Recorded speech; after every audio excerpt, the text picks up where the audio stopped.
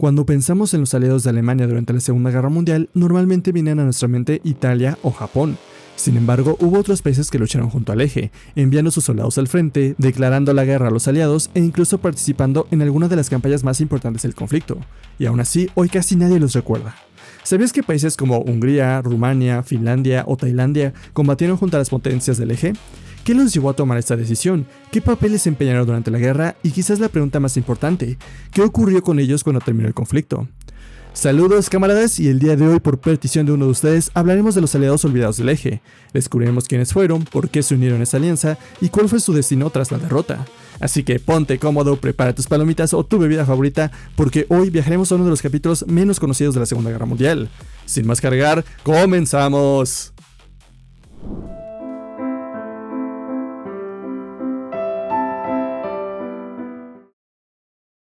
El reino de Bulgaria se unió oficialmente a las potencias del eje el 1 de marzo de 1941 bajo el gobierno del zar Boris III. Bulgaria buscaba recuperar territorios perdidos tras la Primera Guerra Mundial, especialmente las regiones de Macedonia y Tracia, consideradas como étnicamente búlgaras. Además, durante los años 30, el país se acercó cada vez más a Alemania debido a la influencia de grupos nacionalistas y sectores militares pro-alemanes. En 1940, gracias a la presión alemana de Rumania, Bulgaria recuperó el sur del Dobruja. Poco después, permitió que tropas alemanas invadieran Yugoslavia y Grecia desde territorio búlgaro, obteniendo como recompensa los territorios anhelados por esta nación. Sin embargo, aunque formaba parte del eje, el país evitó participar directamente a la invasión de la Unión Soviética, ya que gran parte de su población simpatizaba con los soviéticos. Tras el ataque japonés a Pearl Harbor, Bulgaria declaró la guerra a los aliados occidentales en diciembre de 1941. Aunque inicialmente fue una medida simbólica, la situación cambió cuando bombarderos aliados comenzaron a atacar ciudades búlgaras, especialmente en la ciudad de Sofía entre los años de 1943 y 1944, donde además la Fuerza Aérea Búlgara atacó bombarderos aliados que regresaban de misiones de bombardeo a refinerías y petróleo rumanas. Para septiembre del 44, con el Ejército Rojo acercándose a sus fronteras, el gobierno búlgaro intentó abandonar el eje y declararse neutral, pero la Unión Soviética igualmente le declaró la guerra e invadió el país sin resistencia. Poco después, un golpe de estado instauró un gobierno prosoviético encabezado por Georgi Dimitrov. La monarquía fue abolida y el rey búlgaro terminó exiliado, dando paso a la República Popular de Bulgaria. Después de la guerra, el Tratado de Paz de París confirmó que Bulgaria conservaría el sur del Dobruja, aunque los territorios obtenidos cerca del mar Egeo fueron devueltos a Grecia, provocando además la expulsión de 150.000 búlgaros de esas regiones. Aunque Bulgaria cambió de bando en los últimos meses del conflicto y luchó junto a los soviéticos contra Alemania en Yugoslavia y Hungría, fue tratada como una nación derrotada al finalizar la guerra, y se estima que el país sufrió alrededor de 50.000 muertes durante todo el conflicto.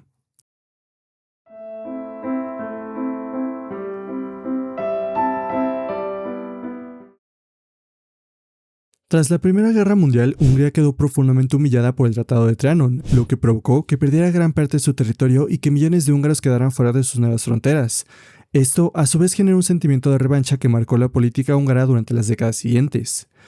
En medio de la crisis económica y la inestabilidad política, el regente Miklos Horthy y el primer ministro Gyula Gombos comenzaron a acercarse cada vez más a la Alemania e Italia fascista.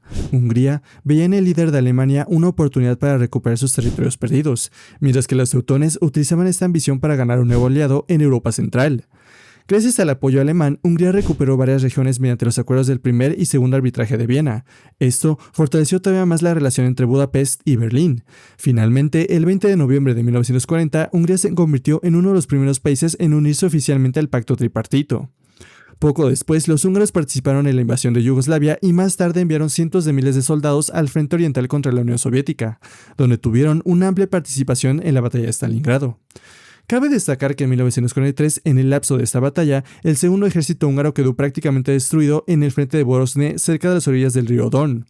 A medida que Alemania comenzaba a perder la guerra, Horthy intentó negociar la paz con los aliados y abandonar el eje, pero en 1944 Alemania ocupó Hungría y forzó la llegada al poder del régimen fascista de Ferenc Szálasi y el Partido de la Cruz Flechada. Durante este periodo, cientos de miles de judíos húngaros fueron deportados a los campos, convirtiendo a Hungría en uno de los escenarios más brutales del final de la guerra. En 1945, tras la caída de Budapest y la expulsión de las últimas tropas alemanas del territorio húngaro el 4 de abril, Hungría quedó bajo la influencia de la Unión Soviética. Ferenc Szálasi huyó junto a las fuerzas alemanas, mientras que algunas unidades húngaras continuaron combatiendo junto a los alemanes hasta los últimos días de la guerra. La Segunda Guerra Mundial dejó una profunda huella en el país. Se estima que alrededor de 900.000 personas murieron entre soldados, civiles y víctimas del Holocausto, mientras que las ciudades, infraestructura y gran parte de la economía quedaron devastadas. En los años posteriores, Hungría perdió todos los territorios obtenidos entre 1938 y 1941 mediante el Tratado de Paz de París de 1947, entre los que destacaban el sur de Eslovaquia, una parte de Rutenia subcarpática, el norte de Transilvania y algunas partes de Yugoslavia. Se produjeron a su vez deportaciones e intercambios forzosos de población y tras la abolición de la monarquía en 1946, el país pasó gradualmente a la órbita soviética. Finalmente, en 1949 se proclamó la República Popular de Hungría, integrándose oficialmente al bloque del Este hasta el final del régimen comunista en 1989.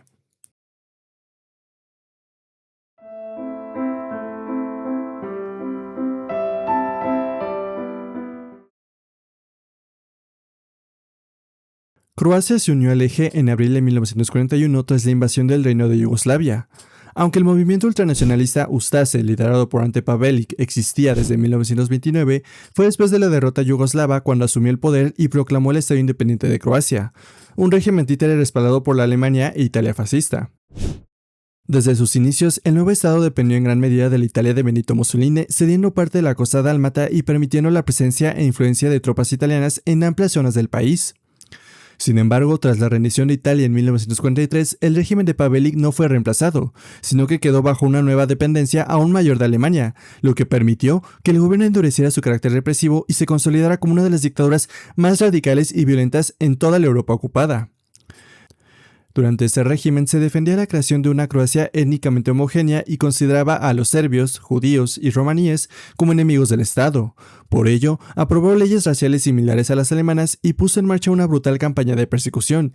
Miles de personas fueron encarceladas, deportadas o asesinadas en los campos, como por ejemplo en Jasenovac, considerado uno de los campos más crueles de Europa.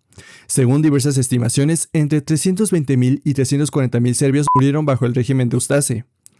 Militarmente, el gobierno de Croacia apoyó activamente al Eje, declarando la guerra a la Unión Soviética, firmando el pacto anti-Comintern y enviando tropas a combatir en el frente oriental junto a Alemania. Al mismo tiempo, sus fuerzas lucharon contra los partisanos comunistas yugoslavos liderados por Josip Broz Tito, que ganaban cada vez más fuerza. Cuando Alemania comenzó a colapsar en 1945, el Estado croata también se derrumbó. Pavelić huyó del país y los partisanos tomaron el control del territorio. Así, terminó uno de los regímenes más radicales y violentos surgidos bajo la protección del Eje durante toda la Segunda Guerra Mundial. Como dato extra, después de la guerra, Croacia se convirtió en una república socialista dentro de Yugoslavia y permaneció así durante décadas. Sin embargo, a medida que el país se desintegraba en la década de los 90, el país croata buscó su independencia y finalmente se separó del Estado socialista en 1991.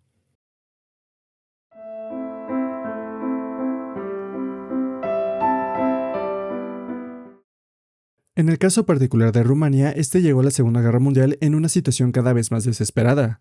Aunque durante gran parte del periodo de entreguerras había mantenido relaciones cercanas con Francia y el Reino Unido, el colapso de estos aliados ante el avance alemán dejó al país prácticamente aislado. La crisis alcanzó su punto máximo en 1940, como consecuencia de los acuerdos entre Alemania y la Unión Soviética. Rumania fue obligada a ceder Basarabia y el norte de Bucovina a los soviéticos. Poco después, con el segundo arbitraje de Viena, se le arrebató el norte de Transilvania en favor de Hungría, mientras que Bulgaria recuperó el sur del Dobruja. En cuestión de meses, Rumania había perdido enormes extensiones de territorio sin disparar un solo tiro. Estas humillaciones provocaron la caída del rey Carol II y el ascenso del general Ion Antonescu, quien instauró una dictadura y acercó definitivamente el país a Alemania. El 23 de noviembre de 1940, Rumania firmó el Pacto Tripartito y se convirtió en uno de los principales aliados del régimen alemán. La importancia de Rumania para el Eje iba mucho más allá de sus tropas, pues sus campos petroleros en Ploiesti suministraron una parte crucial de combustible que mantenía en movimiento la maquinaria de guerra alemana. Además, el país poseía una industria militar capaz de producir aviones, vehículos blindados y armamento propio. Cuando comenzó la invasión a la Unión Soviética en junio de 1941, Antonescu se unió a la campaña con el objetivo de recuperar sus territorios perdidos. Las tropas rumanas combatieron en Ucrania, Crimea, Sebastopol, el Cáucaso y Stalingrado. Sin embargo, las enormes pérdidas sufridas en el frente oriental terminaron por desgastar al ejército y a la población. Al mismo tiempo, el régimen de Antonescu participó activamente en los campos, donde cientos de miles de judíos fueron asesinados o murieron durante las deportaciones y persecuciones llevadas a cabo por las autoridades rumanas. Para 1944 la derrota alemana era evidente. En agosto de ese año, el rey Miguel I encabezó un golpe de estado en el que arrestó a Antonescu y cambió de bando. De ese modo, empezaron a luchar junto al Ejército Rojo, participando en la liberación de Hungría, Checoslovaquia y Austria. A pesar de ese cambio, la guerra dejó profundas cicatrices, lo que provocó que perdieran cientos de miles de soldados y civiles. Y tras el conflicto quedó bajo influencia soviética, iniciando décadas de un gobierno comunista.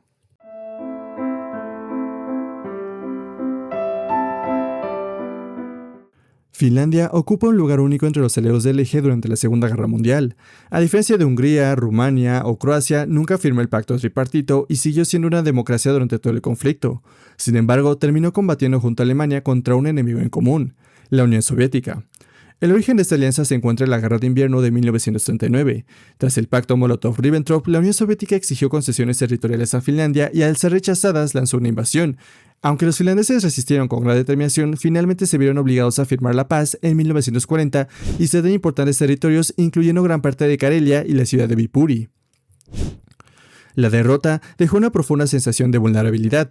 Mientras que Gran Bretaña y Suecia no ofrecían garantías suficientes de protección, Alemania parecía ser la única potencia capaz de ayudar a los finlandeses a recuperar lo perdido.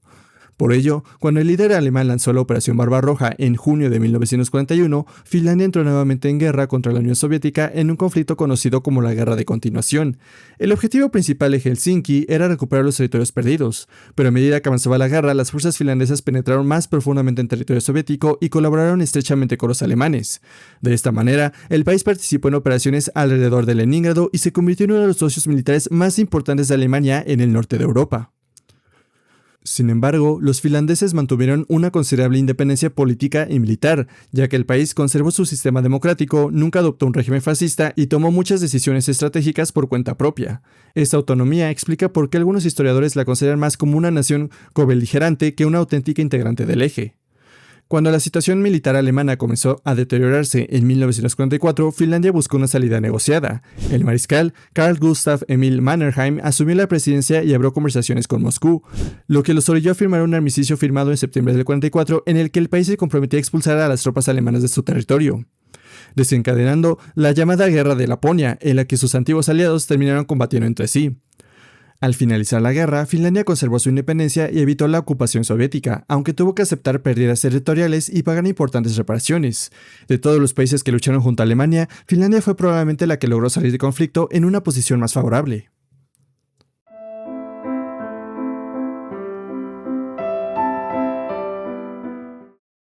A diferencia de los aliados menores del eje, Tailandia no estaba en Europa ni compartía ambiciones territoriales con Alemania. Sin embargo, las circunstancias de la guerra terminaron acercándola a Japón y convirtiéndola en uno de sus principales socios en el sudeste asiático.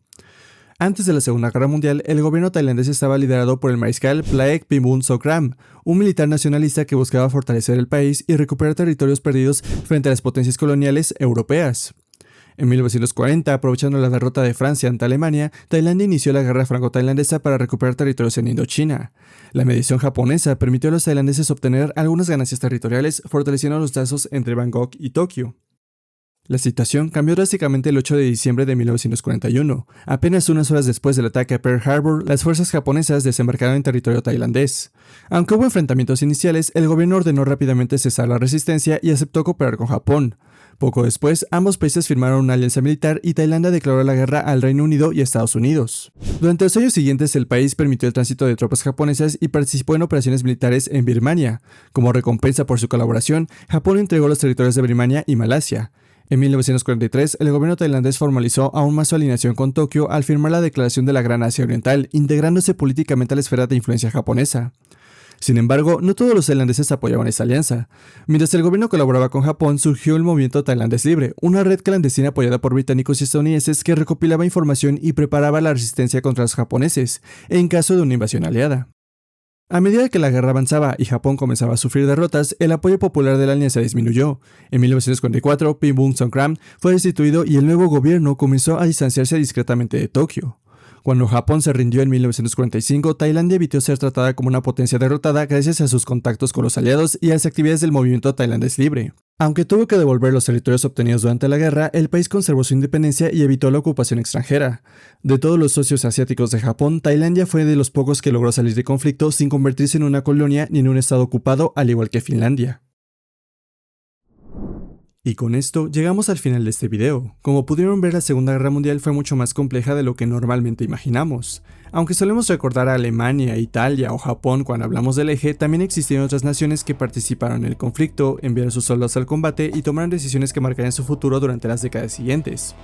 Por supuesto sé que podrían haber faltado algunos países, sin embargo para este video decidí centrarme en aquellas naciones que a mi consideración suelen ser las más olvidadas o cuyas historias han quedado opacadas por las de las grandes potencias. Ahora me gustaría conocer su opinión. ¿Ya conocían a alguno de estos aliados del eje? ¿Hubo algún dato que les sorprendiera? ¿Qué otra nación creen que merece ser mencionada en una futura parte de este tema? Déjenme sus respuestas en la caja de comentarios porque como siempre a mí me encanta leer sus opiniones y aprender también los datos que ustedes comparten. Y si les gustó este video, no olviden apoyar al canal para que podamos seguir explorando juntos estos episodios de la historia que muchas veces quedan olvidados. Sin más que agregar, yo soy Otto y nos vemos hasta una próxima transmisión. Bye.